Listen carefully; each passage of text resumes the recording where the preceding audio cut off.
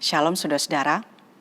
Saudara, umumnya tidak ada di antara kita yang suka mendapatkan jawaban atau respons tidak terhadap sesuatu yang kita minta, termasuk di dalam doa-doa kita kepada Tuhan. Kalau bisa saudara, setiap hal yang kita minta diberi dan dikabulkan oleh Tuhan. Namun saudara, kita tahu bahwa fakta dalam mengikut Tuhan tidak selalu demikian. Kadang-kadang Tuhan memberi dan mengiyakan apa yang kita minta.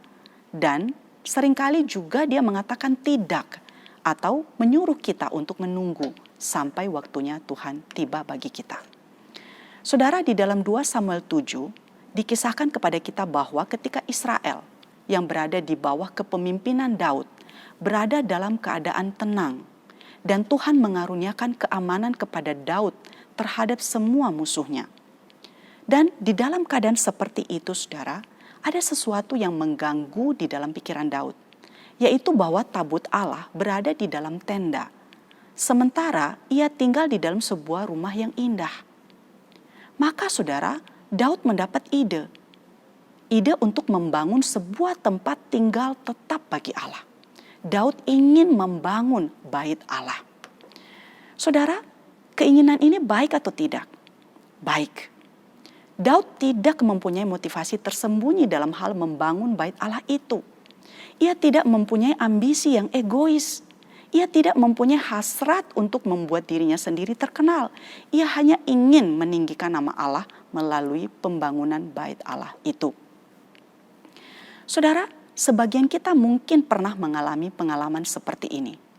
Ketika kita mungkin sedang berada dalam momen yang teduh di dalam kehidupan kita, dan kita memikirkan beberapa pekerjaan Tuhan yang ingin kita lakukan. Atau ketika kita berada dalam ketenangan di kamar sendiri. Atau mungkin ketika kita tidak bisa tidur dan kemudian kita membolak-balik Alkitab, kita membacanya. Dan kemudian kita berhenti kepada beberapa pemikiran. Tidak lama kemudian kita menyadari sesuatu dan kemudian begitu bergairah ketika memikirkannya. Kita mendapat sebuah visi yang ingin kita lakukan dan kita ingin sekali mewujudkannya. Kita ingin melakukan sesuatu untuk Tuhan. Nah saudara, di saat-saat seperti itu, kita perlu mengurangi kecepatan dan menjadi tenang. Untuk kemudian mendengarkan apa sebenarnya yang menjadi kehendak Tuhan dan meminta pimpinannya. Ketika Daud mengatakan bahwa dia ingin membangun bait Allah dan ketika dia menyampaikan hal itu kepada Nabi Nathan, Nabi Nathan pun saudara kemudian meresponnya dengan mengatakan, baik, lakukanlah segala sesuatu yang dikandung hatimu sebab Tuhan menyertai engkau. Namun saudara, di dalam 2 Samuel 7 ayat yang keempat dikatakan kepada kita, tetapi pada malam itu juga datanglah firman Tuhan kepada Nathan demikian, pergilah, katakanlah kepada hambaku Daud, beginilah firman Tuhan, masakan engkau yang mendirikan rumah bagiku untuk kudiami. Sebelumnya saudara, Nabi Nathan berkata kepada Daud, Tuhan menyertai engkau Daud, lanjutkanlah dan buatlah rencanamu. Namun beberapa jam kemudian Nathan mendengarkan suara Tuhan yang berkata tidak bisa. Tuhan tidak ingin engkau Daud melakukan pembangunan bait Allah itu. Ketika Salomo saudara pada masa yang akan datang akhirnya membangun bait Allah itu, dia menceritakan kembali peristiwa itu. Berfirmanlah Tuhan kepadanya, maksudnya kepada Daud, engkau bermaksud mendirikan rumah untuk namaku, dan maksudmu itu memanglah baik. Hanya bukanlah engkau yang akan mendirikan rumah itu, melainkan anak kandungmu yang akan lahir kelak. Dialah yang akan mendirikan rumah itu untuk namaku. Nah saudara, kadang-kadang impian atau rencana yang baik berasal dari Allah. Namun kadang-kadang juga bukan. Impian atau rencana itu bagus, baik, namun belum tentu itu berasal dari Allah. Dan seringkali memang sulit untuk mengetahui keduanya saudara. Sangat sulit bahkan. Daud dalam hal ini beruntung. Dia memiliki Nabi Nathan yang menolongnya mengetahui akan hal itu. Kita sangat membutuhkan kepekaan dari Tuhan saudara untuk bisa mengetahui perbedaan di antara keduanya. Tuhan berkata tidak kepada keinginan Daud dalam membangun bait Allah itu. Tuhan mengalihkan rencananya kepada anaknya Salomo. Saudara, tidak mudah menerima jawaban tidak dari Tuhan atas suatu permohonan atau rencana-rencana atau impian kita. Kita sebagai manusia selalu ingin Tuhan berkenan terhadap rencana kita, apalagi kalau itu sesuatu yang menurut kita adalah sesuatu yang baik. Saya membayangkan di dalam pelayanan misalnya, kita berencana untuk membuka pos pelayanan yang baru. Kita bermimpi untuk melakukan pekerjaan-pekerjaan penjangkauan untuk orang-orang tertentu. Kita berencana melakukan pekerjaan misi dan lain-lain dan lain-lain. Semua itu adalah sesuatu yang baik, saudara. Tidak ada yang salah dengan mimpi dan visi itu. Namun, kita mesti berhati-hati untuk benar-benar dengan kerendahan hati datang kepada Tuhan untuk bertanya, apakah ini kehendaknya atau bukan?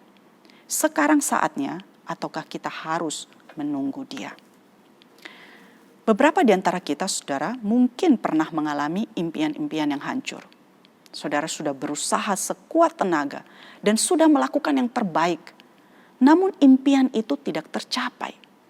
Beberapa di antara kita di masa lalu memiliki harapan yang tinggi bahwa kehidupan kita akan menuju suatu arah tertentu.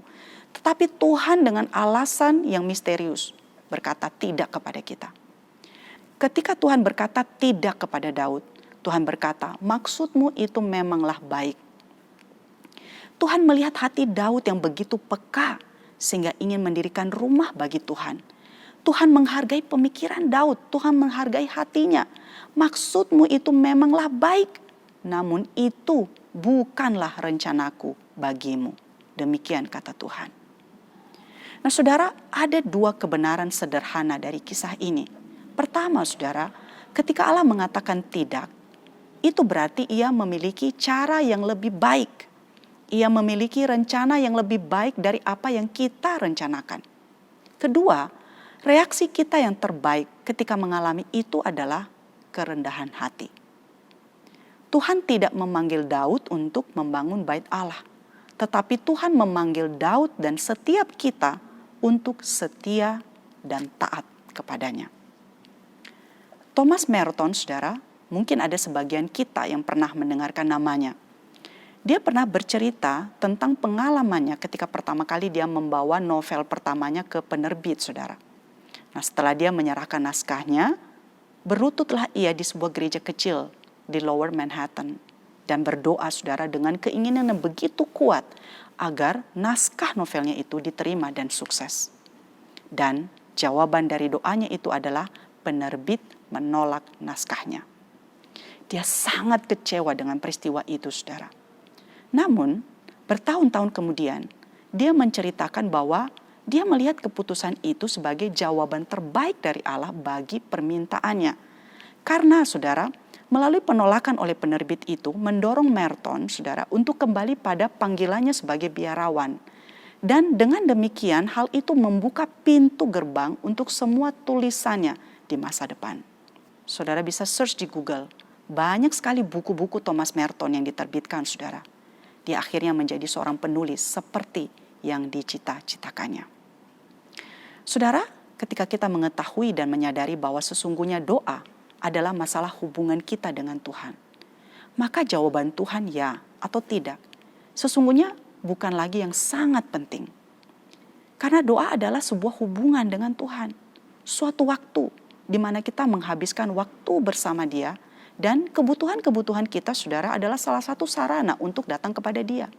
Dia tahu apa yang terbaik bagi kita.